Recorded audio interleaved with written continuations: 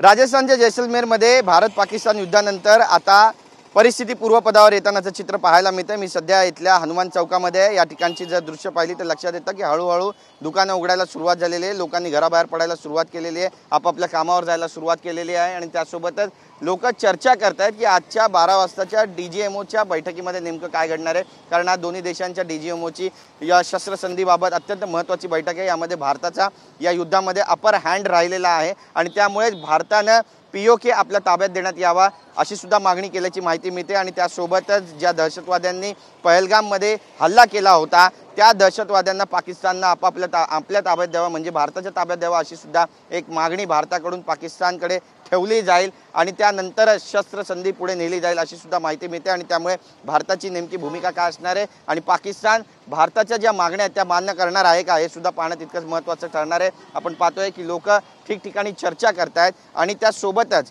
आज संध्याकाळी सुद्धा ब्लॅकआउट होण्याची शक्यता जैसलमेरमध्ये व्यक्त केली जाते, कारण की तणावपूर्ण शांतता या संपूर्ण परिसरामध्ये मोठा मार्केट आहे जैसलमेरचं। हे देशी विदेशी पर्यटक इथे नेहमी येत असतात, त्यांची वर्दळ असते, रेलचेल असते, पण आज आपण पाहतोय की केवळ 30% जी दुकानं आहेत तीच या ठिकाणी उघडी झालेली आहेत आणि इतर दुकानं जी आहेत ती उघडी होत नाही आहेत, कारण 12 वाजेनंतर 1 वाजेनंतर पुन्हा ही दुकानं बंद करण्यात प्रशासनाकडून सांगितलं जातं। त्यामुळे ही सगळी दुकानं जी आहेत मोठमोठी दुकानं ती बंद ठेवण्याचा निर्णय इथल्या व्यापारी असोसिएशननं घेतल्याचं समजतंय। सगळ्यात महत्त्वाचं म्हणजे आजची 12 वाजेची बैठक अत्यंत महत्त्वाची मानली जाते, निर्णायक मानली जाते आणि या बैठकीच्या अंती नेमकी भूमिका दोन्ही देशांच्या DGMOंची काय असणार आहे याकडे उभ्या देशाचं जैसलमेरकर वासियांचं लक्ष लागलंय।